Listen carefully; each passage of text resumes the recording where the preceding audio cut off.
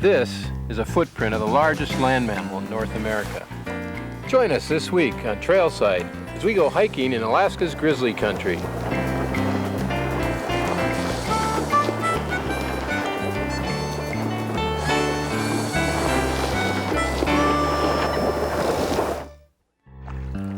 These icebergs came from a tidewater glacier at the end of this fjord. These are little guys compared to what lies ahead. Hi, I'm John Veman. Join me in Alaska for a special two-part journey.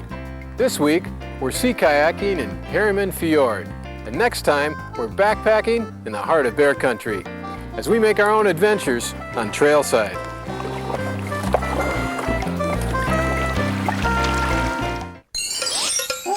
Funding for Trailside is made possible in part by Chevy Trucks, who reminds you that it's possible to have fun outdoors and still leave Mother Nature with a smile on her face, too. And LL Bean, providing sporting gear and apparel for people who love the outdoors for over 80 years. And High Tech Sports, who invite you to enjoy the great outdoors and follow the trail to adventure.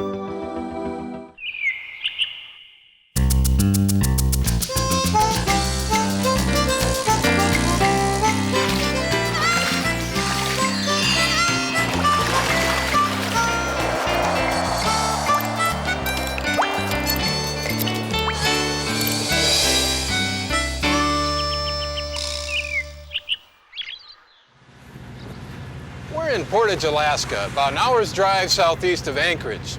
The train is the only way through the mountain to Whittier, where we'll grab a shuttle to Harriman Fjord. The fjord is one of the most spectacular pieces of Alaskan coastline, with 18 glaciers calving icebergs the size of houses. The best way to see it all is in a sea kayak. And believe it or not, everything I need for a one-week trip is right here in these two bags, including the sea kayak. Let's get on board.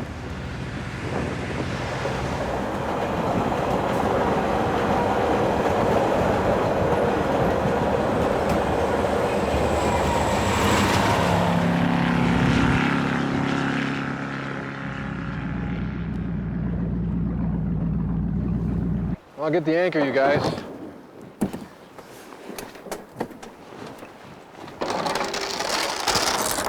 Want to set up a bucket brigade, John? Yeah, that sounds like a good idea.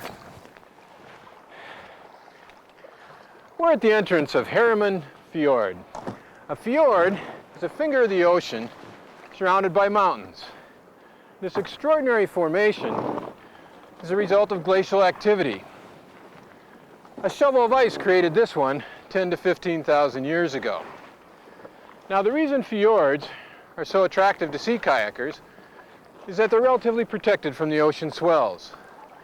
And this one has active glaciers, so we can count on seeing a lot of marine life as well. And speaking of marine life, I'll be traveling with a guy who spent more than one lifetime on the water. Doug Fesler is a co-director of the Alaska Mountain Safety Center. He applies a lot of his mountain skills to his sea kayak trips, which take up to 4 to 5 months every summer. Hey Doug, you know, if you had an odometer on your sea kayak, how many miles do you think it would have on it? Oh, probably a little more than 13,000 or so. Jeez. Well, what do you say we get Larry shoved off here and start putting those boats together? Sounds like a good idea.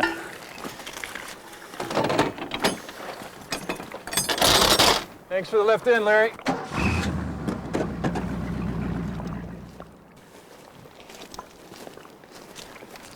I think I pretty well got everything set up here. Looks good. Here, let me take that. Got it? Yep. You know, when you step back from these folding kayaks, they start to look an awful lot like the original native sea kayaks. Yeah, they do. You know, in the old days, the natives used to take and they'd make the skins out of sea lions or bearded seal, and then they'd sew them together either with the sinew of caribou or sea lion. They'd take and they'd hook the ribs together with baleen from whale, and they'd sometimes even put ivory inlay pieces where the ribs would cross each other to reduce the friction so they'd flex real well in the waves. You know, the real advantage of these folding kayaks is their portability. We would have had to jump through a lot of hoops to get into a remote area like this with a rigid kayak. And storage really isn't a problem. You know, they're small enough to fit into just about any closet. Here we got the missing rib. Okay. Well, it sure is easy putting this thing together when they've got all the parts numbered and color-coded for us. Nonetheless, I'm pretty glad that we put this thing together at home before we came out here. Yeah, you got that one right. Just like having a new tent in that sense. Ooh, that water's cold. Yeah, I'll bet you those temperatures are in the high 30s. Wow. What would you do if you went in something like that? You don't want to go in this water. What happens is the first time you get in there, there's an involuntary gasping reflex that could cause you to inhale water. And if you're in there for a few minutes, you then lose the dexterity in your fingers. Ultimately, you lose the coordination of all of your motor reflexes. Ooh. It's very cold water. So you want to have your rescue skills up so that kind of stuff doesn't happen. Defensive paddling skills are an essential ingredient, and the best way to learn those is by going to some sort of a kayak school or paddling with people that know their stuff. Have you ever gone into something like that? No, I've never flipped over. Okay, well, I guess the point really is to, not head out if you're, if you got more water than you can handle. Just stay in camp and wait it out, huh? Yeah, absolutely. But even then, you got to be ready for flipping, and that means you got to have a plan. And more importantly than that, you got to practice your plan. Yeah. And you have to learn what your limitations are, and also what your capabilities are. So the idea is to get out of the water quickly, huh? Absolutely. Well, what kind of storage system is that? I utilize 3 bags, 2 of which are garbage bags inside of an outer shell. And then I just spin the bag, grab it from the neck, spin it like that, tuck the neck over. And then you get the air out of the outer bag like that, roll it over, and you've got a real good system for keeping your gear dry. Looks good. Well, water dictates a lot of things up here, including your clothing system. For instance, to save on wear and tear of the boats, we like to load and unload them while they're still in the water. And that makes these knee-high rubber boots the preferred footwear. I also like to pack in a pair of lightweight hiking boots for use around camp. Now, water on your feet, water on your head.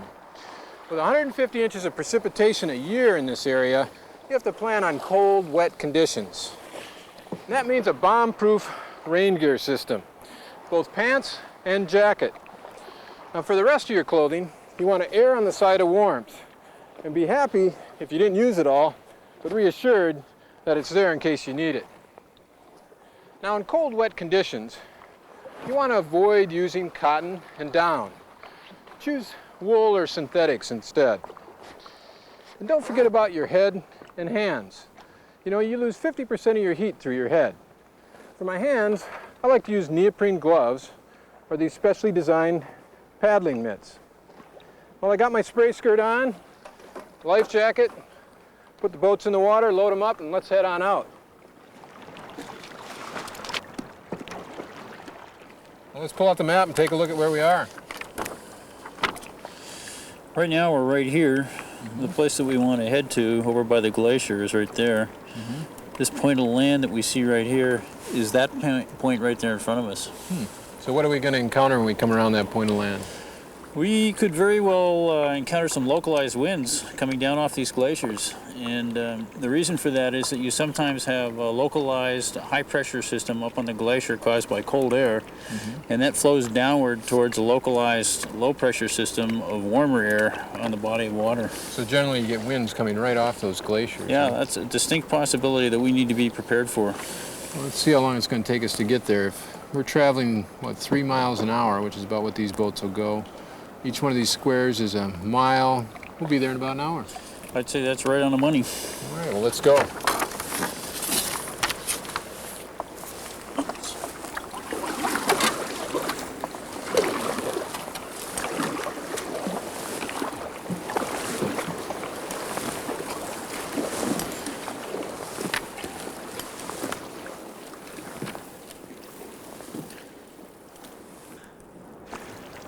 Oh, look at that sea otter over there. He's floating around on his back. Looks like he's getting a suntan or something. Yeah, they often dive down and they get shellfish, sea urchins and so forth off of the bottom, and then they come on up and they lie on their backs. They put sometimes they'll have a little rock on the front, and you'll see them banging the shells, and then they just eat away and dump the little pieces off on the side. Boy, they're really well adapted to this environment. Yeah, they got big grinding molars, and then just a couple of fang teeth for prying them open. Well, look at the fur on them. They've got quite a good coat. Well, they've got one of the densest pelts of any fur-bearing animal around, and it's just a really nice feeling, smooth pelt. They travel in large groups usually? This is a small group, but You often see them in family and clan groups. They're very sociable little animals.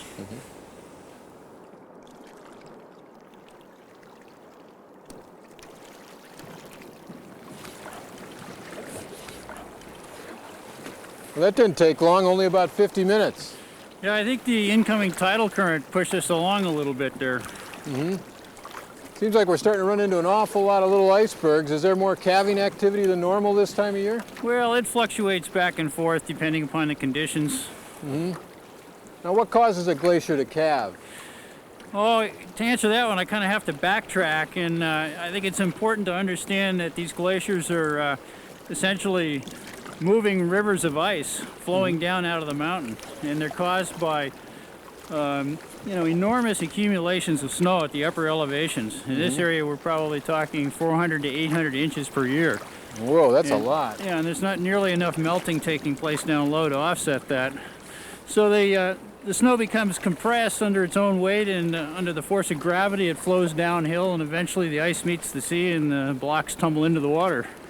So what's happening then is it's just being whittled out underneath, and the sheer weight of it is making it break off into the ocean? Yeah, the water melts the ice at a faster rate than the air temperature would, and so it undercuts the ice, causing them to break off. And then also you have some pieces that just are sort of leaning on the edge, and they topple off into the water.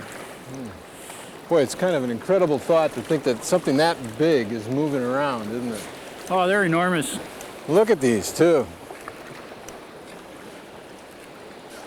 How close can we get to the glacier? Well, further is better than closer, and probably further than a half a mile is a good idea.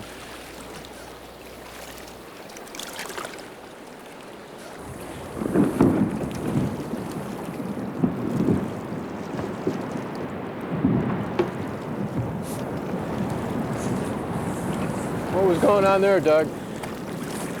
Well, we just had a giant serac break off the side of that, and these seracs are... There's another one. Look at that. Yeah, these are just big chunks of ice, essentially. They're cantilevered on the edge of the terminus of the glacier. Listen to that sound. Yeah, old Rumpelstiltskin still lives in these mountains.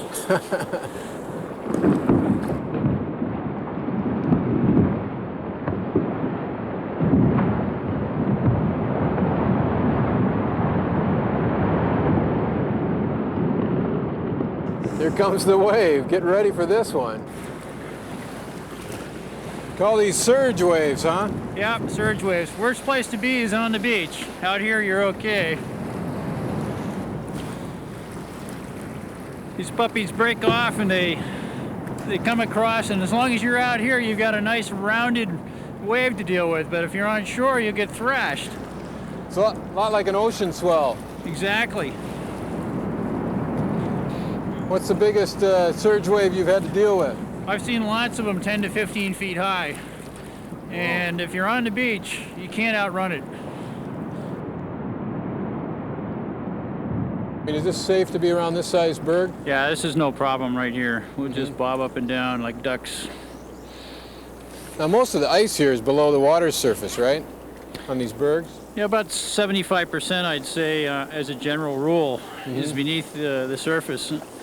And oftentimes what happens is the ice underneath the surface melts, and so the bergs will roll over. Yeah. There goes one. Yep. Now that's just rocking from the surge wave, right? Yeah, from the surge wave. But if they're in a state of critical balance, they'll just tip right over on you. Which is why you want to give them a wide berth. Yeah, but they go pretty slowly, so you can usually tell when they're going to start rolling. Yeah, they generally roll in a gradual roll. Now what's that little crackle and snapping I'm hearing? Oh, it's just the sound of a release of energy as the ice breaks loose, and then as it impacts against either the water or the ice below. I mean, that snap is kind of like a snap, crackle, pop. What's that? Oh, the small sound we hear, that's Bergeseltzer. Bergeseltzer? Yeah, that's the release of trapped air bubbles inside of these bergs of ice. And this ice is, 75 to 100 years old. So that air that's trapped in there has been trapped for, it's probably pretty happy to be out by now, I suppose. Yeah. Yeah, Bergeseltzer, that sounds like a great name for a soda pop. Yeah.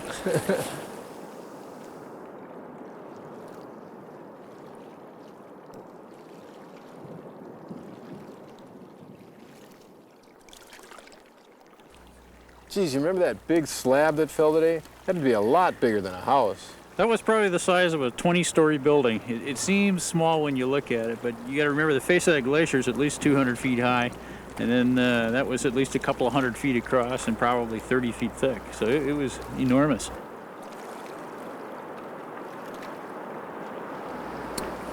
That's an interesting carrying system you've got. Yeah, it saves the wear and tear on the elbows, especially for a long haul. I'll bet it does.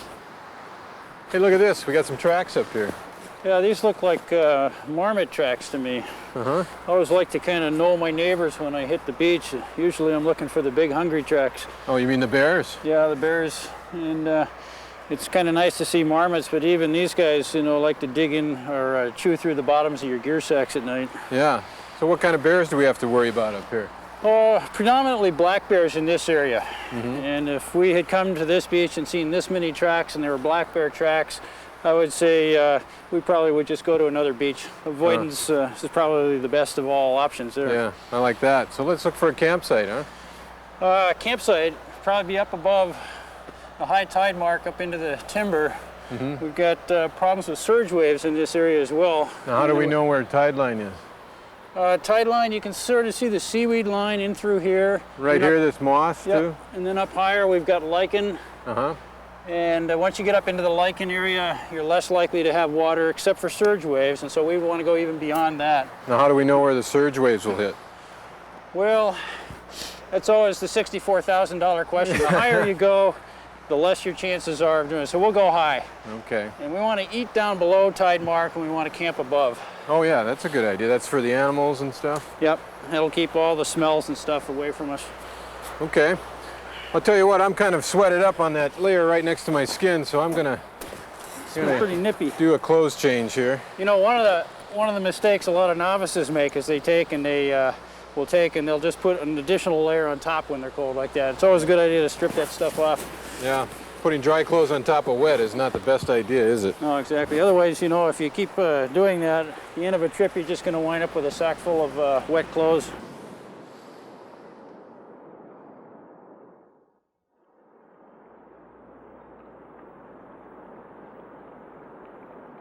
Hey, nice sunny morning, huh? Oh, it's terrific.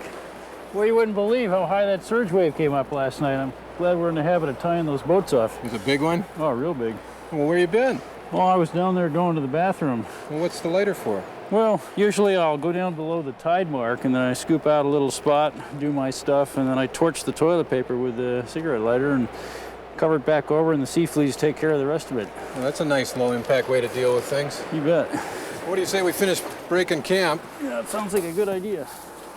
You know that tip you gave me last night about taking boiling water and filling your water bottle and putting it in the bottom of your sleeping bag really helped dry out my clothes. Made my sleeping bag nice and toasty warm too. Why don't you move the tent and I'll kind of rough up the area a little bit. Get it looking a little bit more like its original condition. I think that looks even better than when we started. Low impact camping is even more important in a wild place like Alaska.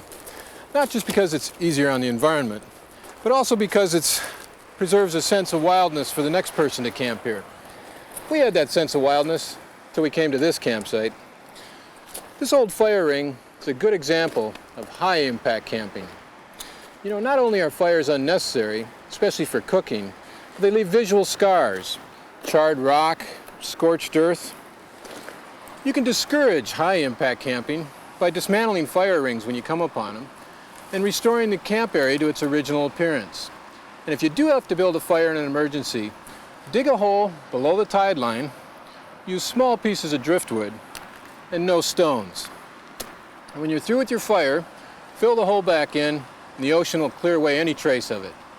And when we get done with a camp area, we like to sweep it because we think it's nice to not even leave footprints.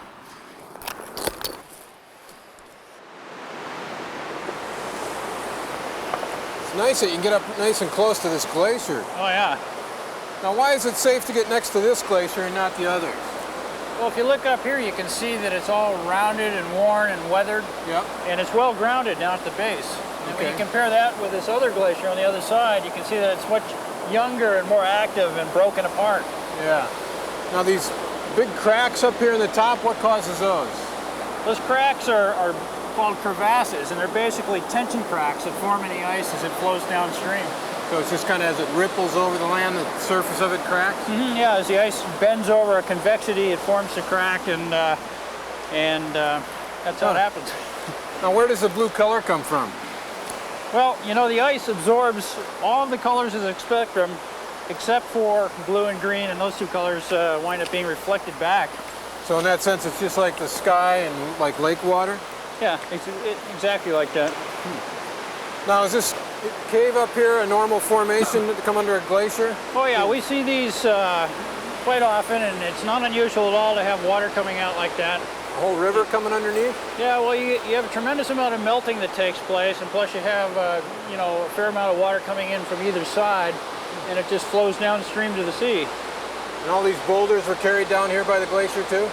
Yeah, the snout of the glacier is just like a bulldozer plowing this stuff up. Just bigger sediment of different There's kinds. a lot to see. You want to head on out? Yeah, let's go for it.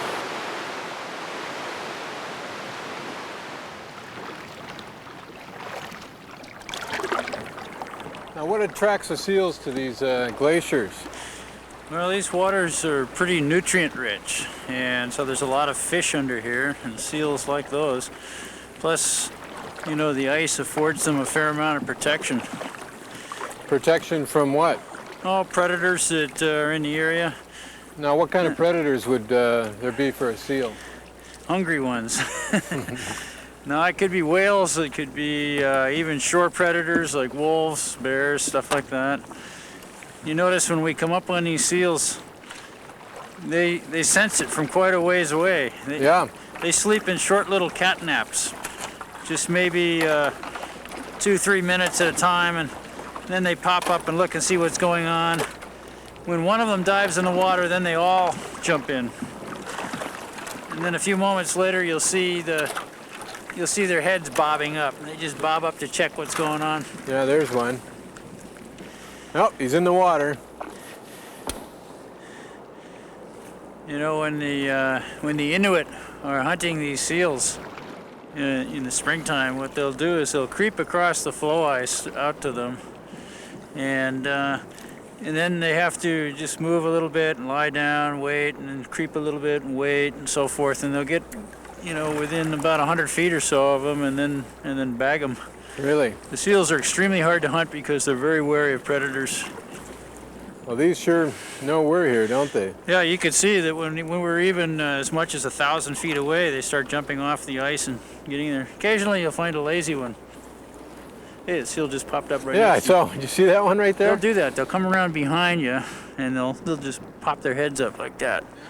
Sometimes, to get in close to them, what I'll do is I'll come in and I'll just act like a seal, and they get so attracted looking at my head they forget to jump in the water. I like that. Make like a seal and they hang out with you, huh? Yeah.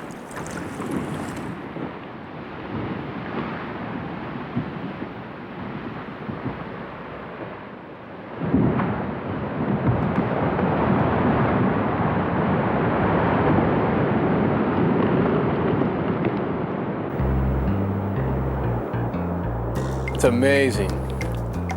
Nothing brings home the grand scale of Alaska better than a sea kayak. These are some of the largest tidewater glaciers in North America.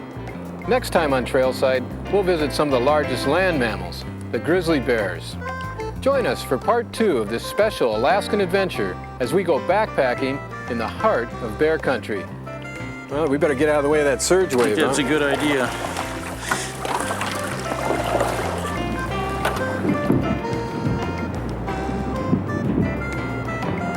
It's a big one. It's coming our way.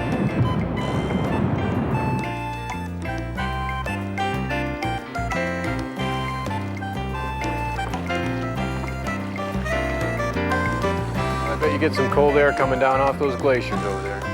Yeah, you do. Well, it looks pretty good from here. There's a bit of small waves in the middle, but nothing that looks too bad. Okay. It's a nice black beach. What do you think is causing that? Is that all glacial silt? Yeah, I think it is. Looks like we're getting a little bit of rain. Yeah, this rain comes and goes in here, and you just have to be ready for it. No, I've never flipped over, but I have had 3 close calls, one of which was totally flat water on a calm day. And the situation was I was cutting across an area of water, and a sea lion came charging up out of the water when he saw the flash of my paddle. Just about rolled me out of the boat into the other side. Boy, I bet he was surprised. Yeah, we were both pretty surprised. Funding for Trailside is made possible in part by Chevy Trucks, who reminds you that it's possible to have fun outdoors and still leave Mother Nature with a smile on her face, too. And LL Bean, providing sporting gear and apparel for people who love the outdoors for over 80 years. And High Tech Sports, who invite you to enjoy the great outdoors and follow the trail to adventure. Guys, we're about ready to come in and block this thing out and do it. Wouldn't mind doing one more. You wouldn't mind doing another one? Let's do the wild sound right now. Do this wild track right here and Rolling. You want me to be walking? 52, take 2. All speed. Quiet, please. And action.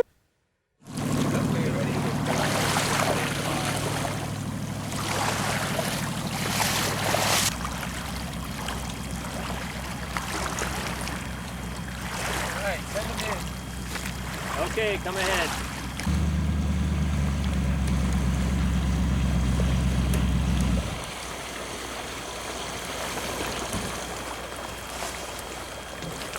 Take this jacket, I'll get the anchor.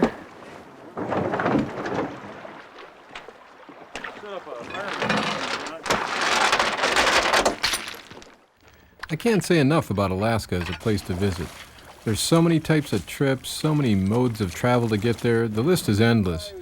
Our folding kayak trip to Prince William Sound and the tidewater glaciers of Harriman Fjord was just another great way to experience it all. He applies a lot of his mountain skills to his sea kayak trips, which take up to 4 to 5 months every summer. If you had an odometer on your kayak, I bet it would read close to 14,000 miles by now, wouldn't it? Good, yeah. Well, what do you think? Should we get the boats put together? Get Larry shoved off?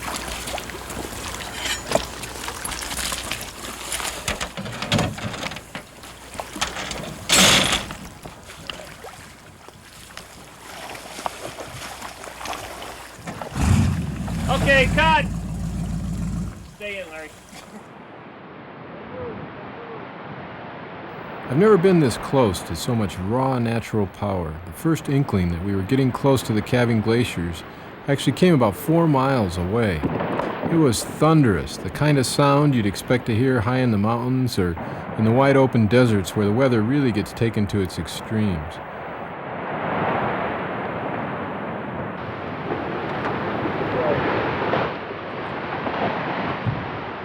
Or maybe it compares to the sound of standing next to something like a DC-10 on takeoff, but it was awesome as it was intimidating to think that we'd be coming around into the fjord any minute and be at water level at whatever made such an earth-shattering sound.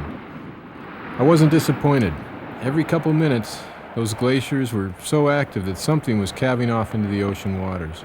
Sometimes it was just bits and pieces or a light dusting of ice. Other times, an entire slab would break loose. Of course, when I say bits and pieces, you have to realize that we were standing a half a mile away as they tumbled down, so they easily could have been 1,000-pounders.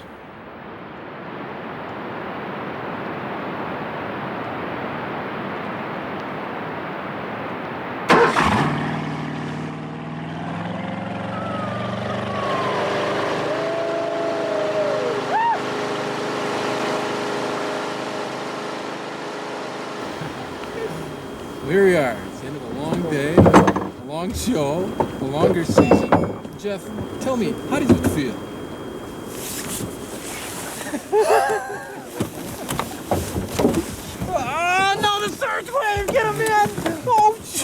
that was close. Oh, God, man. Jesus, I would have died. Life is tough in the Arctic, but look down there.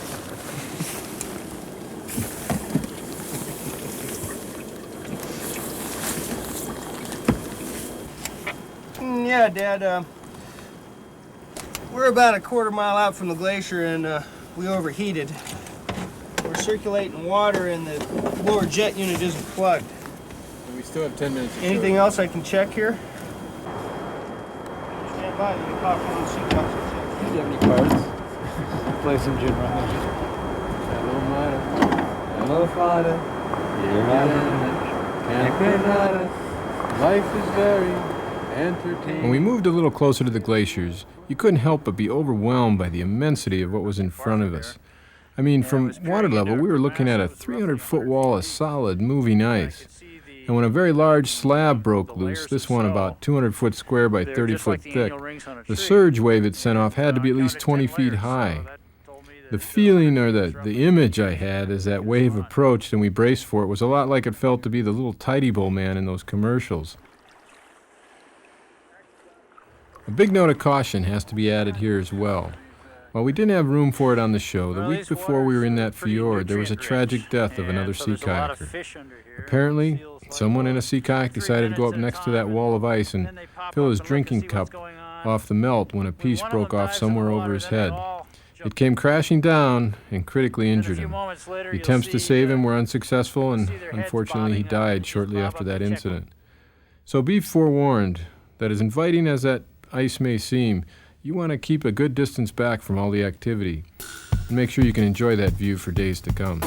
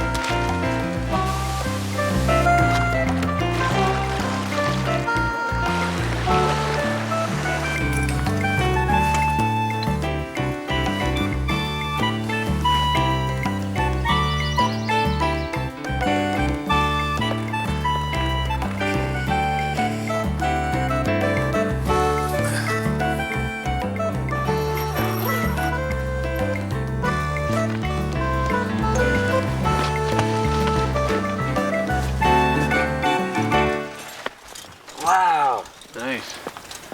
It's real nice when you work for it.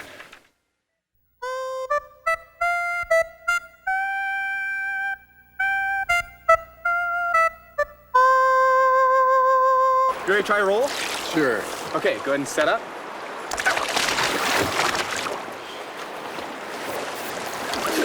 All right. How was it? Wakes you up better than a cup of coffee, I'll tell you that. All right, that was a good roll for you, okay? Keep this arm in close and roll that wrist back. This is the center of the whole roll right here, okay? Good. Give it one more shot.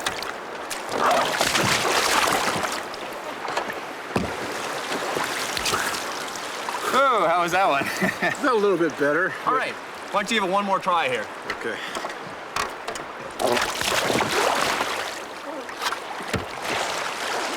All right, that one was good.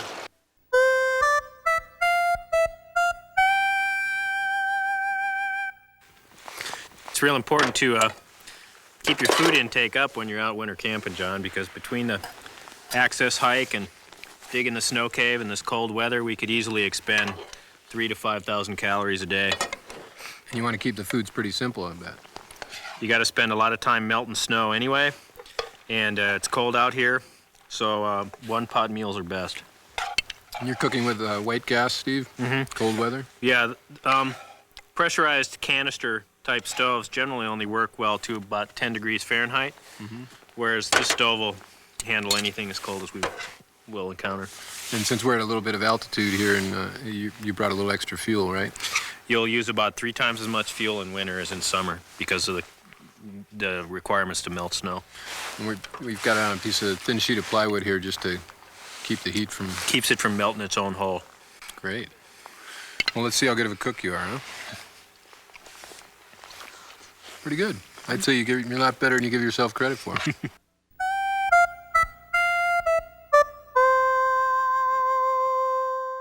There must be about 3 different ways out of here. How do you know where to go? Well, there are, but the first thing you do is you look back where you've been. We've been looking back because really a cave's twice as long as it appears on a map. And it looks really different, as you've seen, going one way as it is the other. Yeah.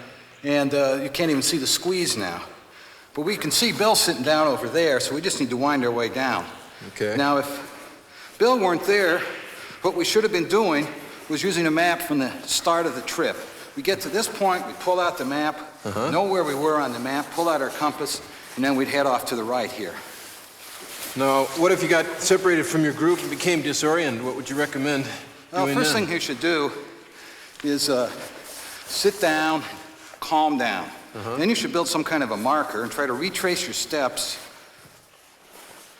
back to known passage. If that doesn't work, you go back to the marker and do little forays back and forth, trying to figure out where you are. Okay. And if all else fails, for heaven's sakes, stay in one spot. Sit down, wait for someone to come and look for you.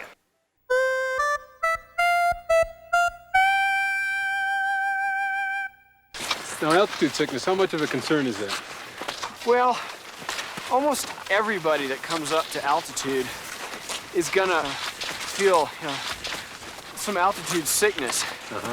Rarely is it fatal, but typical symptoms are when people complain of loss of appetite, headaches, and a little nausea, and just general tiredness. Okay. What do you think? We should take a break up there in that clump of trees? Sure.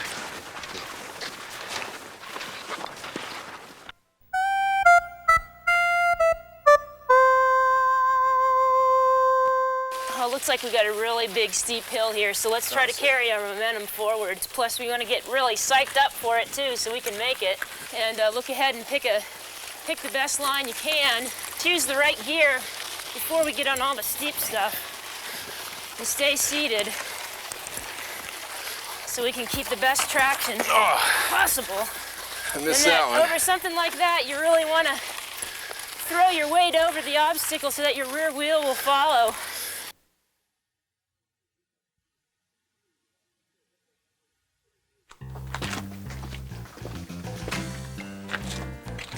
This may look like the moon, but it's really the island in the sky. Join me next time on Trailside.